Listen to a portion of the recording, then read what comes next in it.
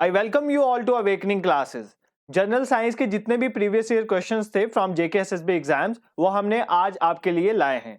हम क्वेश्चंस को देखेंगे, ऑप्शंस को एक्सप्लेन करेंगे और जनरल साइंस को फुल्ली प्रिपेयर करेंगे फॉर योर अपकमिंग एग्जाम्स। तो बिना टाइम वेस्ट करे लेक्चर को स्टार्ट करते हैं। The very first question is among the following what is cupric sulphate commercially known has. Question ये कह रहा है कि क्यूप्रिक सल्फेट और कॉपर सल्फेट भी आप इसे बोल सकते हो, इसको कमर्शियली क्या बोला जाता है? क्या इसको बेकिंग सोडा बोला जाता है, ब्लू विट्रॉइल कहा जाता है, ब्लीचिंग पाउडर कहा जाता है और जिप्सम कहा जाता है? ठीक है, आप भी इसके आंसर देखना आपको कितने क्वेश्चन आते हैं और आप हमें इनके आंसर कमेंट बॉक्स में बता भी सकते हैं। तो देखो, क्यूप्रिक सल्फेट को बेसिकली बोला जाता है ब्लू विट्रॉइल। क्या बोला जाता है? ब्लू विट्रॉइल। अब इसका फॉर्मूला होता है CuSO4। क्यूप्रिक सल्फेट मतलब कॉपर सल्फेट या CuSO4.5H2O, ये इसका फॉर्मूला होता है। अब जरूरी नहीं है कि आपको ब्लू विट्रॉइल ही पूछा तो हर बार वही पूछेंगे। इस तरह से और भी विट्रॉइल होते हैं, जैसे एक होता है व्हाइट विट्रॉइल।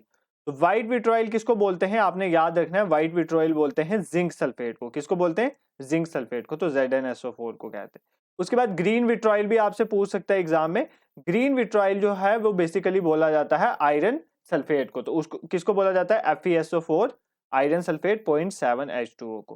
तो इस बार ब्लू विट्रॉइल आया तो हर बार ब्लू विट्रॉइल आएगा ये जरूरी नहीं है। अब बाकी ऑप्शंस को भी हम देख लेते हैं धीरे धीरे। एक पेन नोटबुक साथ रखें और आप इनके क्वेश्चंस लिखते जाएं। बेकिंग सोडा, बेकिंग सोडा आपने बचपन में ही पढ़ा होगा। बेकिंग सोडा का फॉर्मूला क्या होता है? NaHCO3। तो बेकिंग सोडा का फॉर्मूला होता है NaHCO3। इसको दूसरा नाम क्या होता है इसका? Sodium bicarbonate. इसी तरह एक वॉशिंग सोडा होता है, आपने वो भी याद रखना है। वॉशिंग सोडा का फॉर्मूला होता है Na2CO3 और इसको सोडियम कार्बोनेट भी कहते हैं, ये आपको याद रखना है। नेक्स्ट ऑप्शन में हमारा एक था ब्लीचिंग पाउडर। तो ब्लीचिंग पाउडर इंपॉर्टेंट है, इसका फॉर्मूला पूछ लिया जाता है। इसका फॉर्मूला होता है CaOCl2। इसको बोलते हैं calcium oxychloride. Ca stand for calcium, oxygen के लिए ऑक्सी और क्लोरीन के लिए क्लोराइड, तो इसका नाम आ जाता है कैल्शियम ऑक्सीक्लोराइड। ठीक है, जिप्सम से ही बेसिकली क्या बनता है? पीओपी। जो आप घरों में पीओपी कराते हो ना, जिसको बोलते हैं प्लास्टर ऑफ पेरिस। क्या बोलते हैं पीओपी को? Plaster of Paris. तो ये जिप्सम से ही बनता है। तो इन दोनों के फॉर्मूले आपको पता होने चाहिए, इनके फॉर्मूले मुश्किल नहीं है। बेसिकली ये बनता है कैल्शियम सल्फेट में। जिप्सम में क्या होता है? कैल्शियम सल्फेट CaSO4 और इसमें ट्वाइस वाटर मॉलिक्यूल्स होते हैं, तो इसलिए लिखते हैं 0.2H2O, मतलब ट्वाइस वाटर मॉलिक्यूल और CaSO4 calcium sulphate. Plaster of Paris में भी कैल्शियम सल्फेट होता है, बट यहाँ पर जो वाटर मॉलिक्यूल्स हैं उनकी रेशियो होती है हाफ सिर्फ, तो हाफ वाटर मॉलिक्यूल होता है। तो हाफ वाटर मॉलिक्यूल वाला जो कैल्शियम सल्फेट होता है that is plaster of Paris, और ट्वाइस वाटर मॉलिक्यूल के साथ जो कैल्शियम सल्फेट होता है उसको बोलते हैं जिप्सम। ठीक है, ये फॉर्मूलेज आपको याद रखने में इंपॉर्टेंट हर क्वेश्चन के साथ MCQs एक्सप्लेन करूंगा, जिससे आपके मैक्सिमम चांसेस बने कि आप क्वेश्चंस को अटेम्प्ट कर सकें। ठीक है, नेक्स्ट क्वेश्चन में चलते हैं। Which among the following processes is associated with the application of zinc coating to steel or iron to prevent rusting? आपको पता है ना, लोहे पे जंग लग जाता है। अब लोहे को जंग से बचाने के लिए, रस्टिंग से बचाने के लिए हम उसके ऊपर जिंक की कोटिंग कर देते हैं, उसके ऊपर जिंक लगा देते हैं। ठीक है, इस प्रोसेस को क्या बोलते हैं? सिंपली इस क्वेश्चन में पूछा गया। गैल्वेनाइजेशन बोलते हैं, हेलोजनेशन बोलते हैं, पॉलीकंडेंसेशन बोलते हैं, और नन ऑफ दिस। इसका आंसर है गैल्वेनाइजेशन। तो galvanization is a process by which zinc is coated on iron surface so that to protect it from rusting. तो इसीलिए हम क्या करते हैं? जिंक की कोटिंग कर देते हैं। नेक्स्ट क्वेश्चन में चलते हैं। For which of the following articles are concave mirror use? तो कनकेव मिरर का यूज इनमें से किसके लिए होता है? देखो, ये मिरर और लेंसेज के यूजेस जो है ना, ये बहुत इंपॉर्टेंट होते हैं एग्जाम के लिए। तो शेविंग और मेकअप मिरर में कनकेव मिरर का यूज होता है, हेडलाइट्स में यूज होता है, माइक्रोस्कोप में यूज होता है, और ऑल ऑफ दीज सभी में यूज होता है। तो कनकेव मिरर्स हम सभी में यूज करते हैं, इन सभी में यूज करते हैं। अब इनको समझो पहले, कनकेव मिरर का कंसेप्ट क्या है। अगर आपको कंसेप्ट समझ आएगा ना, आप सोच के भी बता सकते हो इनमें से यूज होता होगा कि नहीं। देखो, कनकेव मिरर जो होता है पहले तो वो इस तरह का होता है, ये याद रखना। कनकेव मिरर इस तरह का होता है, इसके अंदर वाली सरफेस पॉलिश है और बाहर वाली, अंदर वाली सरफेस जो है उस पे मिरर है और बाहर वाली सरफेस जो है पॉलिश हुई हुई है। ठीक है, यही कनकेव मिरर का उल्टा हो जाता है कन्वेक्स लेंस। अगर आपने जो फंक्शन कनकेव मिरर करता है ना, वही फंक्शन कन्वेक्स लेंस करती है, ये याद रखना। और जो काम कन्वेक्स मिरर करता है ना, कन्वेक्स मिरर जो काम करता है वो काम कौन करता है? कनकेव लेंस करती है। तो ये उल्टा हो जाता है। तो मैं आज आपको कनकेव मिरर का फंक्शन पढ़ाऊंगा, वही फंक्शन किसका होगा? कन्वेक्स लेंस का।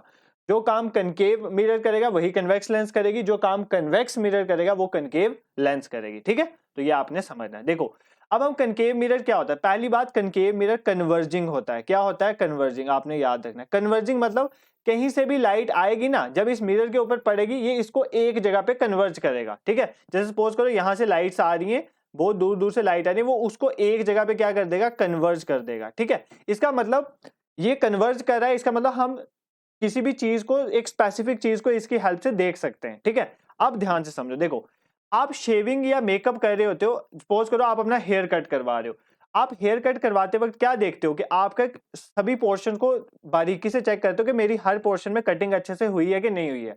इसका मतलब आपको ऐसा मिरर चाहिए जो कन्वर्ज करे आपके बालों के हर एक पोर्शन तक। इसका मतलब शेविंग और मेकअप मिरर में हम कनकेव मिरर का यूज करेंगे, कन्वर्जिंग मिरर का। गाड़ी की हेडलाइट में भी कन्वर्जिंग मिरर ही होना चाहिए, क्योंकि हेडलाइट ऐसी होनी चाहिए ताकि लाइट को कन्वर्ज करके वो बहुत दूर तक आपको दिखाए, ठीक है, आगे बहुत डिस्टेंस तक चलेगा, तो इसलिए हम वहां पर यूज करेंगे। माइक्रोस्कोप में छोटी से छोटी चीज आपको देखनी होती है, जब आपको छोटी से छोटी चीज देखनी है तो आपको एक कन्वर्जिंग मिरर ही चाहिए, वो लाइट को कन्वर्ज करके एक छोटे से पॉइंट में लेके जाएगा और वो छोटा पार्टिकल भी आपको दिखेगा, इसलिए हम कनकेव मिरर का यूज करते हैं। इसी तरह मैग्नीफाइंग ग्लास होती है ना, जैसे आप क्या करते थे, जो छोटे होते हैं आपने देखा होगा कि मैग्नीफाइंग ग्लास की हेल्प से आप जो स्मॉल स्मॉल लेटर्स में लिखा होता है वो बड़ा करके दिखाता है, क्योंकि वो कन्वर्ज करता है, ठीक है। तो जहां पर भी कन्वर्ज करने का काम होगा वहां पर कनकेव मिरर का यूज होगा। अब जहां पर डाइवर्ज करने का काम है, मतलब आपको वहां पर एक छोटी सी चीज नहीं देखनी है, बहुत बड़े एरिया को देखना है। अब जैसे सपोज करो अगर आप गाड़ी चलाते हो या आपने स्कूटी वगैरह चलाई है, तो जो साइड पे मिरर लगा होता है जिसको रियर व्यू मिरर देखते हैं, जिसकी हेल्प से हम पीछे देखते हैं, रियर व्यू मिरर, वो जो है वो मिरर कैसा होता है? वो मिरर कन्वेक्स मिरर होता है। क्यों कन्वेक्स होता है? क्योंकि वो डाइवर्ज करके बताता है हमें पीछे वाला पूरा एरिया, हमें पूरा एरिया दिखाई देता है, पूरा एरिया दिखाई देता है, हमें पीछे पता चलता है कहां से कौन सी गाड़ी आ रही है और हमें कैसे अपनी गाड़ी को चलाना है। तो जब भी कहीं हमें डाइवर्ज करके व्यू को देखना है तो हम वहां पर कन्वेक्स मिरर का यूज करते हैं, और जहां पर कन्वर्ज करके देखना है वहां पर कनकेव मिरर का यूज करते हैं। इस क्वेश्चन में मैंने बहुत टाइम लगाया है ताकि आपको ये कंसेप्ट अच्छे से समझ आ जाए, क्योंकि इससे क्वेश्चन आपको मैक्सिमम शिफ्ट्स में दिखेगा, ठीक है। नेक्स्ट क्वेश्चन में चलते हैं। What is the white of the I called? देखो आई का जो व्हाइट पोर्शन होता है ना उसको क्या बोलते हैं? रेटिना बोलते हैं, स्क्लेरा बोलते हैं, कॉर्निया बोलते हैं, या आइरिस बोलते हैं, ठीक है। स्क्लेरा जो होता है ना वो बेसिकली व्हाइट जो पोर्शन होता है आई का उसको कहते हैं। अब ये स्क्लेरा होता क्या? देखो ये जो, अगर सपोज करो मैं ऐसे आई बनाता हूँ ना, एक सिंपल सी आई, आप समझ लो ये आई ही है, अब जैसे भी है ऐसे ही होता है आई की डायग्राम।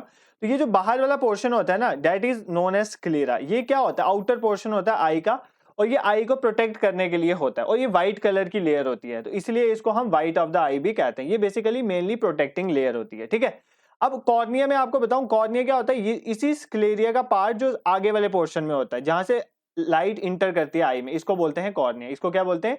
कॉर्निया, ठीक है। ये बीच में प्यूपिल आ जाता है, और प्यूपिल के पास होता है आइरिस। क्या होता है? आइरिस। आइरिस ये कंट्रोल करता है कि हमारे आई के अंदर कितनी लाइट जाएगी, आई के अंदर कितनी लाइट जाएगी, इसको कंट्रोल कौन करता है? आइरिस कंट्रोल करता है। कॉर्निया क्या होता है? कॉर्निया मैंने आपको बता दिया, ये आगे वाला स्क्लेरिया का पार्ट जिसके थ्रू लाइट आई के अंदर एंटर करती है। तो आंख के आगे वाला पोर्शन जो होता है उसको बोलते हैं हम कॉर्निया।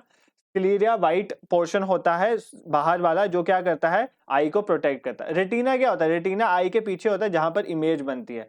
बेसिकली आई में एक लेंस भी होती है ना, लेंस का काम क्या होता है? लेंस क्या करती है? इमेज को बनाती है। तो ये लेंस जो है जब इसके ऊपर लाइट पड़ती है वो उसकी इमेज कहाँ बनाती है? रेटिना में, और वहां से इमेज ऑप्टिक नर्व के थ्रू हमारी ब्रेन में जाती है, और ब्रेन इंटरप्रेट करता है कि ये जो चीज हमने देखी है ये क्या है। इसी तरह से आई फंक्शन करता है। ये सारे आई के पार्ट हैं। एक बार वापस बता देता हूँ, स्क्लेरा क्या होता है? व्हाइट ऑफ द आई बोलते हैं, मतलब ये आउटर लेयर होती है जो प्रोटेक्ट करती है आई को। इसी स्क्लेरा का जो सामने वाला पोर्शन होता है ना, फ्रंट वाला आई का पोर्शन, इसको बोलते हैं हम कॉर्निया। यहाँ से लाइट इंटर करती है आई में।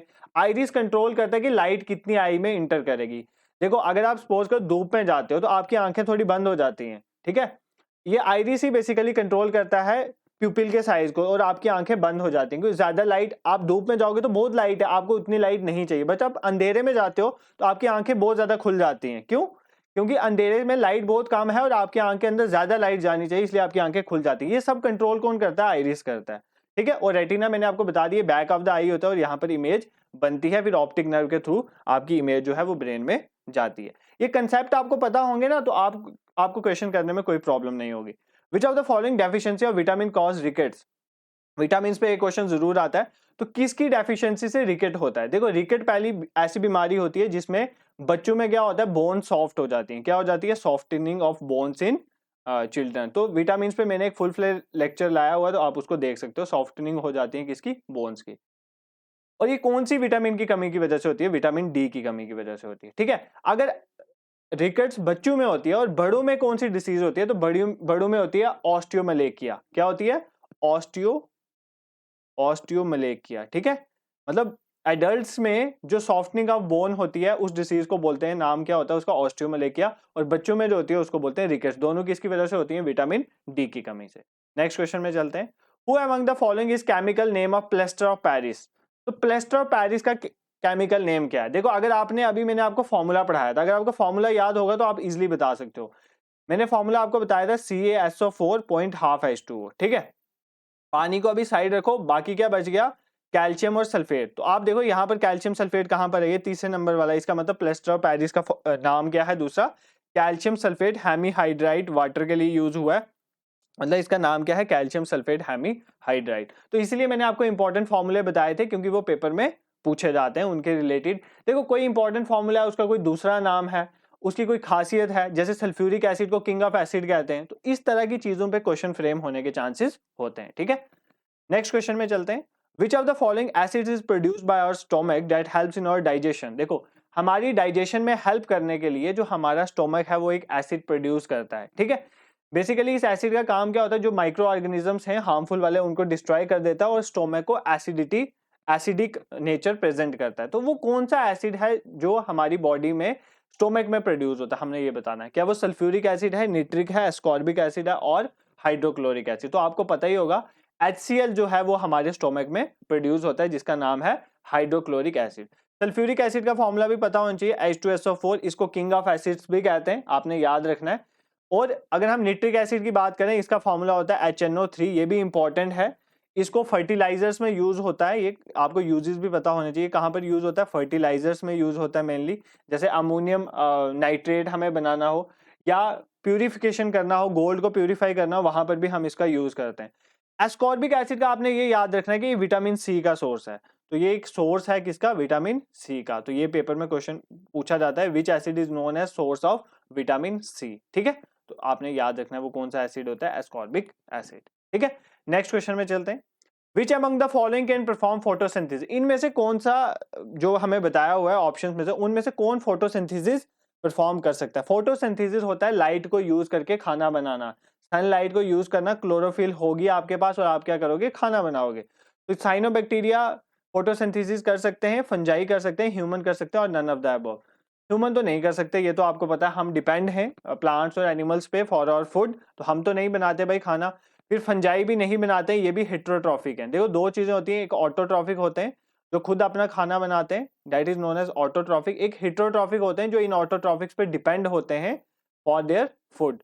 तो हम भी हेट्रोट्रॉफिक्स ही हैं, हम खुद खाना नहीं बनाते और फंजाई भी खुद खाना नहीं बनाते। तो क्या बचा, साइनोबैक्टीरिया। साइनोबैक्टीरिया बेसिकली एक स्पेशल तरह के बैक्टीरिया होते हैं जो ऑक्सीजन की हेल्प से फोटोसिंथेसिस करते हैं और खाना बनाते हैं, ठीक है। आपने ये याद रखना है। नेक्स्ट क्वेश्चन में चलते हैं। What will be the image formation by a convex mirror when object is at infinity. अब देखो ये आपकी क्लास 9th का टॉपिक था, 9th 10th में आपने पढ़ा होगा कि एक मिरर जो है वो इमेज किस तरह की बनाता है, ठीक है। मैं आपको इन शॉर्ट बता देता हूं कि जो कनकेव मिरर होता है ना, वो कनकेव मिरर कैसी इमेज बनाता है। कनकेव मिरर हमेशा बनाता है रियल और इन्वर्टेड इमेज। कैसी बनाता है, रियल और इन्वर्टेड, ठीक है। एक एक्सेप्शन है, एक एक्सेप्शन ये है कि जब ऑब्जेक्ट जो है, देखो ये होता है ना हमारा मिरर, सपोज करो ये कनकेव मिरर की मैं बात कर रहा हूं, ये हो गया कनकेव मिरर, यहां पर हो गया फोकस। अगर ऑब्जेक्ट फोकस, ये फोकस होता है, फोकस और पोल के बीच है ना, तब ये विर्चुअल और इरेक्ट इमेज बनाएगा। तब क्या बनाएगा, विर्चुअल और इरेक्ट। बाकी सारे केसेस में हमारा कनकेव मिरर जो है वो कौन सी इमेज बनाता है, रियल और इन्वर्टेड। आपने ये याद रखना है। और कन्वेक्स मिरर की बात करें तो कन्वेक्स मिरर हमारा कौन सी इमेज बनाता है, विर्चुअल और इरेक्ट। ये भी आपने याद रखना है। कन्वेक्स मिरर कैसी इमेज बनाता है, विर्चुअल और इरेक्ट बनाता है, ठीक है। अभी आपका क्वेश्चन क्या था, आपका क्वेश्चन ये था कि what will be the image formation by convex mirror when the object is at infinity. Object बहुत दूर है, ये हमारा कन्वेक्स मिरर इस तरह का होता है। कहता है कि ऑब्जेक्ट बहुत दूर है, सपोज करो ऑब्जेक्ट इधर है, इसकी इंफिनिटी में, बहुत दूर, इंफिनिटी का मतलब बहुत दूर ऑब्जेक्ट है, इसकी इमेज जो है वो किस तरह से बनेगी कन्वेक्स मिरर में। क्या वो वर्चुअल इन्वर्टेड होगी, क्या वो रियल इरेक्ट होगी, क्या वो रियल इन्वर्टेड होगी या वर्चुअल एंड इरेक्ट होगी। तो पहला वर्चुअल इन्वर्टेड था, लास्ट वाला वर्चुअल एंड इरेक्ट था। तो मैंने आपको बता दिया है कि जो हमारा कन्वेक्स मिरर होता है वो वर्चुअल और इरेक्ट इमेज बनाता है। अगर क्वेश्चन में यहाँ पर होता है ना image formation by concave mirror, जब ऑब्जेक्ट इन्फिनिटी में हो, तो मैंने आपको बता दिया कनकेव मिरर रियल और इन्वर्टेड इमेज ही बनाता। वो एक केस में सिर्फ वर्चुअल और इरेक्ट इमेज बनाता है। वो कब बनाता है? जब ऑब्जेक्ट फोकस और पोल के बीच में होगा। तो ये आपको चीजें याद रखनी है, ठीक है। अब वर्चुअल इमेज, इरेक्ट, ये सब आपको पता होगा। देखो वर्चुअल का होता है कि जो रियल होता है कि जो दो रेज के काटने से इमेज बने, that is real image. Virtual होता है जैसे आप कभी आप देखो ना, आपके घर पे मिरर होगा, आप शीशे में देखते हो ना खुद को, वो आपके घरों में जो मिरर होता है दैट इज प्लेन मिरर। आप प्लेन मिरर में अपनी शक्ल देखते हो, आप क्या देखते हो कि वो इमेज मिरर के पीछे जाके बन रही है। तो जब भी कभी मिरर के पीछे इमेज बनेगी that is known as virtual image. वो आपकी रियल इमेज नहीं है कि आप तो सामने खड़े हो, आप मिरर को क्रॉस थोड़ी कर रहे हो, ठीक है। तो वो बनती है वर्चुअल इमेज। इरेक्ट का मतलब होता है सीधी इमेज बनना। इन्वर्टेड का मतलब होता है उल्टी इमेज बनना। इन्वर्टेड होता है उल्टी, इरेक्ट होता है सीधी में। तो जब भी वर्चुअल इमेज बनती है मैक्सिमम चांसेस होता है वहां पर इरेक्ट इमेज बनेगी, सीधी इमेज बनेगी। और जब भी रियल इमेज बनती है तो मैक्सिमम चांस होता है वहां पर कैसी इमेज बनती है? इन्वर्टेड उल्टी इमेज बनती है, ठीक है।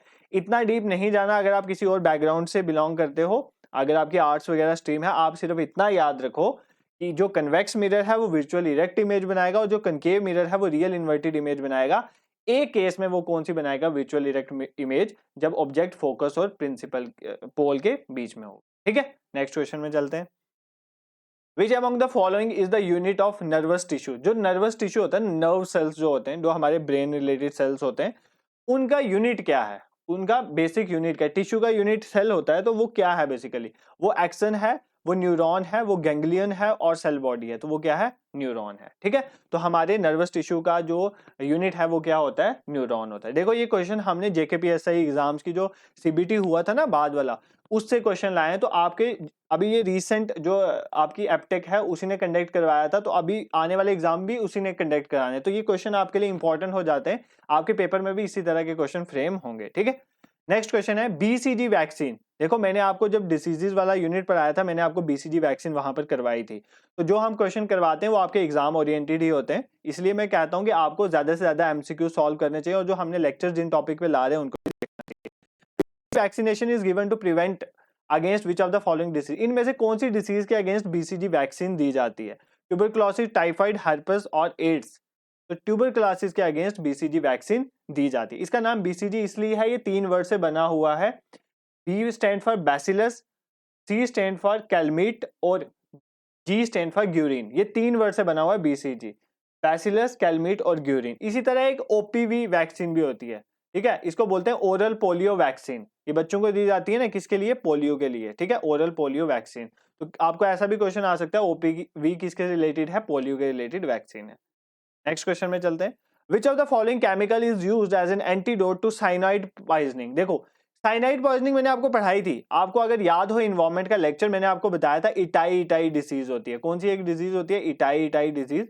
इटाई इटाई डिसीज किसकी वजह से होती है? साइनाइड पॉइजनिंग की वजह से। ये इन्वायरमेंट रिलेटेड टॉपिक है। इसी तरह मीनामार्टर डिसीज मर्करी पॉइजनिंग की वजह से होती है। तो ये भी इंपॉर्टेंट है, आप इस लेक्चर देख सकते हो। तो जो साइनाइड पॉइजनिंग होती है उसके रिलेटेड कौन से केमिकल को हम एंटीडोट की तरह यूज कर सकते हैं, मतलब उसके अगेंस्ट जो है वो काम करेगा, साइनाइड पॉइजनिंग के अगेंस्ट काम करेगा। और ये एक एंटी फंगल ड्रग है और नेफ्रोप्रोटेक्टिव एजेंट है, ठीक है, हमारे नेफ्रॉन्स को प्रोटेक्ट करता है। तो ये कौन सा है, हमने इनमें से बताना है कौन सा एंटीडोट है अगेंस्ट साइनाइड पॉइजनिंग। क्या वो सोडियम ट्रायोसल्फेट है, क्या वो बेरियम हाइड्रोक्साइड है, ब्लू विट्रॉयल है, एप्सम सॉल्ट है? तो बेसिकली वो क्या है? सोडियम ट्राइओसल्फाइड। तो आपने ये याद रखना है। ब्लू विट्रॉयल मैंने अभी आपको ऊपर पढ़ाया था, वो किसको बोलते हैं? वो हम क्यूप्रिक सल्फेट को बोलते थे। क्यूप्रिक सल्फाइड मैंने अभी आपको ऊपर पढ़ाया था, ये आपका पहला क्वेश्चन भी था, ठीक है, इसका ये फॉर्मूला होता है। नेक्स्ट क्वेश्चन में चलते हैं। Among the following which is called as highly concentrated water solution of sodium chloride? NaCl की वाटर सोल्यूशन को, highly concentrated water solution of NaCl, sodium chloride की हाईली कंसंट्रेटेड वाटर सोल्यूशन को क्या बोलते हैं? ब्राइन बोलते हैं, मिल्क ऑफ मैग्नीशिया बोलते हैं, वॉशिंग सोडा बोलते हैं और ग्रीन विट्रॉयल कहते हैं, ठीक है। इसको कहते हैं ब्राइन। क्या कहते हैं? ब्राइन। ब्राइन होता है highly concentrated water solution of sodium chloride. Milk of magnesia क्या है? मिल्क ऑफ मैग्नीशिया का आपको फॉर्मूला पता होना चाहिए, इसके रिलेटेड भी क्वेश्चन पूछते हैं। MgOH2 इसका फॉर्मूला होता है। ये क्या है? एक बेसिक, देखो एक चीज होती है एसिड्स, एक होता है बेसिस, ठीक है। देखो आपने याद रखना है कि अगर हम बात करें पीएच, किसी भी चीज की पीएच निकाली जाती है, ठीक है, उधर से पता चलता है हमें कि वो चीज एसिड है या बेस है, एसिड है या बेस है, वो वहां से पता चलता है, बेसिस, ठीक है।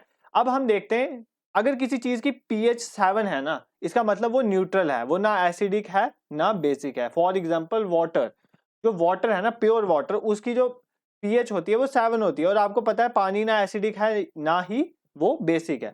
बट अगर 7 से ऊपर है तो वो बेसिक हो जाता है, वो चीज क्या हो जाती है, बेसिक हो जाती है। तो मिल्क ऑफ मैग्नीशिया माना जाता है कि सबसे ज्यादा बेसिक चीज जो है वो मिल्क ऑफ मैग्नीशिया है। इसकी बेसिसिटी पता है कितनी होती है, इसकी बेसिसिटी होती है नियर अबाउट, हम मान के चलते हैं 10.8, मतलब 10 से भी ऊपर है इसकी, ठीक है। कितनी होती है, नियर अबाउट 10.5 या 10.8 इसकी बेसिक स्ट्रेंथ होती है। अब हमें पता है कुछ एसिड भी होते हैं, जैसे मैं कुछ इंपॉर्टेंट आपको बता दूं, जैसे सैलिवा होता है ना, हमारे सैलिवरी ग्लैंड, हमारी जो सैलिवा होता है, उसकी जो एसिड स्ट्रेंथ होती है ना, वो होती है नियर अबाउट 6.5। उसकी पीएच वैल्यू कितनी होती है, 6.5, मतलब ये क्या है, एक एसिड है, 7 से नीचे है मतलब एसिड है। अगर हम मिल्क की बात करते हैं तो मिल्क की भी नियर अबाउट 6.5 होती है, तो मिल्क भी हमारा एक एसिड आ गया। अगर हम ब्लड की बात करें तो ब्लड की 7.4 होती है, ठीक है। तो ब्लड क्या होगा, स्लाइटली बेसिक होगा, 7 से ऊपर है तो ब्लड क्या होगा, स्लाइटली बेसिक होगा। तो ये चीजें आपने कुछ याद रखनी है, आपको ये हेल्प करेंगी फॉर योर एग्जाम्स, ठीक है। नेक्स्ट पे चलते हैं हम, which movie following is another name of wind pipe in human respiratory system. देखो इनमें से कौन सा जो नाम है वो किसका नाम है, विंड पाइप का। विंड पाइप का दूसरा नाम क्या है, विंड पाइप को ट्रैकिया कहते हैं, ऑसोफेगस कहते हैं, लार्ज इंटेस्टाइन कहते हैं या स्मॉल इंटेस्टाइन। तो विंड पाइप को ट्रैकिया कहते हैं, ये रिस्पायरेटरी सिस्टम का पार्ट है, ठीक है। ट्रैकिया को हम विंड पाइप कहते हैं। ये जो बाकी तीनों है ना, ये तीनों डाइजेस्टिव सिस्टम का पार्ट है, ठीक है। हमारा खाना खाना, उसका हजम होना और न्यूट्रिएंट्स का हमें मिलना, दैट इज प्रोटीन कार्बोहाइड्रेट्स वगैरह का हमारी बॉडी को मिलना, that is a part of digestive system. तो ऑसोफेगस क्या होता है, एक पाइप होती है जिसके थ्रू हमारा खाना अंदर जाता है। लार्ज इंटेस्टाइन में भी एब्जॉर्प्शन होती है मिनरल्स वगैरह की। स्मॉल इंटेस्टाइन में हमारी बॉडी को प्रोटीन्स कार्बोहाइड्रेट्स वगैरह मिलते हैं। तो ये सारा डाइजेस्टिव सिस्टम का पार्ट है, ठीक है। नेक्स्ट क्वेश्चन में चलते हैं, which of the following chemical is used for artificial rain. मैंने आपको एक चीज, ये क्वेश्चन मैंने ऑलरेडी पढ़ाया हुआ है कि आर्टिफिशियल रेन किस तरह से होती है। मैंने आपको एग्जांपल दी थी, जैसे यूनाइटेड अरब अमीरेट्स में क्या होता है, उस एरिया में जो रेगिस्तान वाला एरिया, वहां पे बारिशें बहुत कम होती हैं। जब उनको बारिशें की जरूरत होती है ना, बारिशों की, तो वो क्या करते हैं, क्लाउड्स के ऊपर सिल्वर आयोडाइड को गिराते हैं with the help of planes या ड्रोन्स की हेल्प से। और जब सिल्वर आयोडाइड वहां पर गिरता है तो वो क्लाउड्स जो है उधर से बारिश होना स्टार्ट हो जाती है। तो किस केमिकल को यूज करते हैं आर्टिफिशियल रेन को करवाने के लिए, सिल्वर आयोडाइड को। ये क्लोरोफ्लोरोकार्बन्स क्या, इनके रिलेटेड हमने बहुत पढ़ा हुआ है। इनकी वजह से क्या ओजोन लेयर जो है डिप्लीट हुई थी हमारी, कहां पर, एंटार्क्टिका में ओजोन होल क्रिएट हुआ था, और जिसको भरने के लिए बाद में मॉन्ट्रियल प्रोटोकॉल आया था, ठीक है। मैं डिफरेंट कंसेप्ट को इसलिए साथ लेके पढ़ाता हूं क्योंकि आपके एग्जाम में सिर्फ ये नहीं आना है, इन्वायरमेंट भी आना है। तो जो भी चीजें आपको साथ समझाई जा सके, जितना पॉसिबल होगा वो हम अपने लेवल पे करेंगे। नेक्स्ट क्वेश्चन में चलते हैं, which of the following instrument measures the voltage between any two points of an electric circuit. आपका कोई इलेक्ट्रिक सर्किट है, सपोज करो इलेक्ट्रिक सर्किट में ये दो पॉइंट्स हैं, इनको बैटरी के साथ कनेक्ट किया हुआ है मान लेते हैं, ठीक है। ये हमारी बैटरी आ गई एक, ये होता है पॉजिटिव, ये होता है नेगेटिव टर्मिनल। अब इन दो पॉइंट के बीच में अगर हमने वोल्टेज को मेजर करना है तो हम किसकी हेल्प से करेंगे, क्या हम अमीटर और वोल्ट मीटर दोनों की हेल्प से करेंगे? नहीं जी, अमीटर तो करंट मेजर करता है, अमीटर तो चाहिए ही नहीं हमें, ठीक है। तो सेकंड इज मल्टीमीटर, पोटेंशियोमीटर या वोल्ट मीटर सिर्फ। तो अगर हमें किन्हीं भी दो पॉइंट्स के बीच में किसी सर्किट में पोटेंशियल को, वोल्टेज को मेजर करना हो तो हम किसका यूज करते हैं, वोल्ट मीटर का यूज करते हैं। अमीटर का यूज क्या करते हैं, किन्हीं दो पॉइंट में हमें करंट को मेजर करना हो। मल्टीमीटर की हेल्प से, मल्टी मतलब बहुत सारी चीजें, मल्टीमीटर वो डिवाइस होता है जिसकी हेल्प से हम बहुत चीजें मेजर कर सकते हैं, जैसे करंट भी मेजर कर सकते हैं, वोल्टेज भी, रेजिस्टेंस भी मेजर कर सकते हैं, बहुत सारी चीजों को मेजर करने के लिए यूज होता है। पोटेंशियोमीटर की हेल्प से भी हम वोल्टेज मेजर करते हैं, देखो पोटेंशियोमीटर की हेल्प से भी वोल्टेज मेजर करते हैं। लेकिन यहां पर कंसेप्ट क्या होता है, यहां पर हमें एक नॉन वोल्टेज होगी, मतलब जो हमें पता होगी, उसकी हेल्प से हम क्या करेंगे, अननोन वोल्टेज को मेजर करेंगे। आपको पोटेंशियोमीटर और वोल्ट मीटर का फर्क पता होना चाहिए। पोटेंशियोमीटर में एक वोल्टेज हमें पता होगी, उसकी हेल्प से हम जो नहीं पता वाली वोल्टेज है उसको फाइंड करेंगे। बट वोल्ट मीटर में ऐसा नहीं है, वोल्ट मीटर अगर आपके पास है, आप किसी भी दो पॉइंट में हम वोल्टेज को मेजर कर सकते हैं। तो फर्क आपको पता होना चाहिए। कंसेप्चुअल क्लैरिटी रहेगी तो एग्जाम में क्वेश्चन गलत होने के चांसेस बहुत कम हो जाते हैं। अब मम्प्स एक वायरल डिसीज है, देखो वायरस पे हमने लेक्चर लाया, आप उसको देख लो, वायरस के बहुत क्वेश्चन आते हैं। मम्स एक वायरल डिसीज है जिसकी वजह से कौन सा बॉडी पार्ट में इन्फ्लेमेशन होती है, मतलब वो सूज जाता है, कौन सा बॉडी पार्ट सूज जाता है मम्स की वजह से? तो सैलिवरी ग्लैंड सूजता है, एडर्नल, पीनियल और नन ऑफ द अबव। तो बेसिकली हमारा जो सैलिवरी ग्लैंड है वो सूज जाता है जब भी क्या होता है, मम्स वाली डिसीज होती है। तो मम्स एक वायरल डिसीज है, इसका मतलब कोई वायरल कॉज करता होगा, वायरस कॉज करता होगा। तो कौन सा वायरस कॉज करता है इसको? इसको पैरामाइक्सो वायरस कॉज करता है। पैरामाइक्सो वायरस जो है इस डिसीज को कॉज करता है। ये पैरामाइक्सो वायरस जो है ये रेबुला वायरस की फैमिली से बिलोंग करता है। कौन से वायरस की फैमिली से बिलोंग करता है? रेबुला वायरस की फैमिली से बिलोंग करता है। ठीक है, नेक्स्ट क्वेश्चन में चलते हैं। Which of the following is a primary ozone depleting chemical? ये मैंने अभी ऊपर भी बताया, इनमें से कौन सा प्राइमरी ओजोन डिप्लीटिंग केमिकल है जो ओजोन लेयर को डिप्लीट कर रहा है? तो वो कौन सा है? क्लोरोफ्लोरोकार्बन। ये बेसिकली रेफ्रिजरेंट या जो भी कूलिंग सब्सटेंसेस होते हैं वहां से निकलता है, और मॉन्ट्रियल प्रोटोकॉल में 1987 में बोला गया था इसको खत्म करना पड़ेगा, फेस आउट करना पड़ेगा अगर हमें हमारी ओजोन लेयर को प्रोटेक्ट करना है। ठीक है, और ये जो कार्बन डाइऑक्साइड, मीथेन, मोनोऑक्साइड, ये सारे ग्रीन हाउस गैसेज हैं। ठीक है, ग्रीन हाउस इफेक्ट कॉज करते हैं। नेक्स्ट क्वेश्चन में चलते हैं। Who among the following is combined with oxygen in the cells and produce carbon dioxide and water during respiration? ये क्वेश्चन तो आपने बचपन से पढ़ा हुआ है। इनमें से कौन सा ऐसा जो है सुक्रोज, ग्लूकोज, लैक्टोज और फ्रक्टोज में कौन सा ऐसा है जिसको अगर हम ऑक्सीजन के साथ कंबाइन करें? आपने ये रिएक्शन पढ़ी होगी ना, C6H12O6, ये किसका फॉर्मूला होता है? ग्लूकोज का। इसमें आप क्या करते थे? 6 टाइम ऑक्सीजन मिला देते थे और क्या बनता था? 6 टाइम कार्बन डाइऑक्साइड बनता था, 6 टाइम वाटर बनता था। ठीक है, प्लस एनर्जी रिलीज होती थी in the form of ATP, adenosine triphosphate, या जो भी एनर्जी बनती थी। ठीक है, ये आपने रिएक्शन पढ़ी हुई है। मे बी ये रिएक्शन बैलेंस ना हो क्योंकि बहुत देर पहले पढ़ी थी, बट यही रिएक्शन होती है। ये होता है ग्लूकोज, ये होता है ऑक्सीजन। ग्लूकोज ऑक्सीजन से मिलता है, कार्बन डाइऑक्साइड वाटर बनता है, प्लस एनर्जी रिलीज होती है। तो क्वेश्चन में भी यही पूछ रहा था कि किसको ऑक्सीजन के साथ रिएक्ट करते हैं और कार्बन डाइऑक्साइड वाटर निकलता है ड्यूरिंग रिस्पायरेशन? तो ग्लूकोज को। ठीक है, ग्लूकोज का फॉर्मूला होता है C6H12O6। ठीक है, ये आपको पता होगा। नेक्स्ट क्वेश्चन में चलते हैं। मोस्ट किडनी स्टोन्स, देखो हमारी किडनी में स्टोन फॉर्मेशन हो जाती है जिसको आप पथरी वगैरह कहते हो, वो किसकी वजह से होती है? वो किडनी स्टोन किसका बना होता है? मेनली सोडियम नाइट्रेट का, जिंक ऑक्साइड का या कैल्शियम ऑक्सलेट का? तो जो किडनी स्टोन होते हैं वो कैल्शियम ऑक्सलेट के बने होते हैं, ये आपको याद रखना है। Why does the boiling point of a water decreases at higher altitude? देखो जब भी आप ऐसे नॉर्मल वाटर का बॉइलिंग पॉइंट होता है 100 डिग्री सेल्सियस, बट अगर आप हाइट में चले जाओगे ना, बहुत ऊपर हाइट में जाते जाओगे आप, वहां पर ना पानी को उबाल के देखना, बॉइल करके देखना, देखना उसका बॉइलिंग पॉइंट कम हो जाएगा, 100 डिग्री सेल्सियस से कम चला जाएगा। वो क्यों होता है? बेसिकली लो टेम्परेचर की वजह से, ऊपर लो टेम्परेचर इसलिए, लो एटमॉस्फेरिक प्रेशर, हाई टेम्परेचर की वजह से, या हाई एटमॉस्फेरिक प्रेशर। तो ये अगर आपको कंसेप्ट पता होगा तभी आप समझोगे। देखो बेसिकली होता क्या है, अगर तो लो एटमॉस्फेरिक प्रेशर होगा ना तभी बॉइलिंग पॉइंट भी लो होगा। तो ये आप याद रखना। इसका मतलब है कि हाइट में जाने पर एटमॉस्फेरिक प्रेशर लो हो जाता है, क्योंकि जब भी लो एटमॉस्फेरिक प्रेशर होता है तभी बॉइलिंग पॉइंट लो होता है। अगर हाई एटमॉस्फेरिक प्रेशर होगा तो बॉइलिंग पॉइंट हाई होगा। ये कंसेप्ट आपको याद रखना है। अब ऊपर जाते जाते जब हम हाइट में जाते हैं तो एटमॉस्फेरिक प्रेशर लो होता क्यों है, पहले ये समझो। देखो ये सरफेस है, सरफेस के ऊपर जो है वो एयर मॉलिक्यूल्स बहुत ज्यादा होते हैं। बहुत ज्यादा होने की वजह से इनका प्रेशर जो है, प्रेशर क्या होता है? Force upon area. थोड़े एरिया में बहुत सारे मॉलिक्यूल्स हैं, इसका मतलब थोड़े एरिया में बहुत ज्यादा मॉलिक्यूल्स होने की वजह से ये प्रेशर बहुत ज्यादा लगाते हैं। बट जैसे जैसे वो ऊपर चले जाते हैं ना, ये मॉलिक्यूल्स कम होते जाते हैं। आप देखते हो ना, अगर आपने पढ़ा होगा ज्योग्राफी में, डिस्ट्रीब्यूशन ऑक्सीजन की ऊपर ऊपर जाते कम होती जाती है, कार्बन डाइऑक्साइड की भी, इवन वाटर ड्रॉपलेट्स की भी कम होती जाती है। तो जैसे जैसे ऊपर जाते हो ये एयर मॉलिक्यूल्स कम हो जाते हैं। मॉलिक्यूल्स कम हो जाते हैं तो एक एरिया में, थोड़े यूनिट एरिया में मॉलिक्यूल्स कम है तो वो फोर्स कम लगाएंगे, इसका मतलब प्रेशर कम होगा। हाइट के साथ प्रेशर डिक्रीज हो जाता है, प्रेशर डिक्रीज होने की वजह से बॉइलिंग पॉइंट डिक्रीज हो जाता है। सिंपल सा कंसेप्ट है, थोड़ा ज्योग्राफी और फिजिक्स का कॉम्बिनेशन है यहाँ पे। नेक्स्ट क्वेश्चन में चलते हैं। A ligament is a fibrous connective tissue that attach dash and usually serves to hold structure together and keep them stable.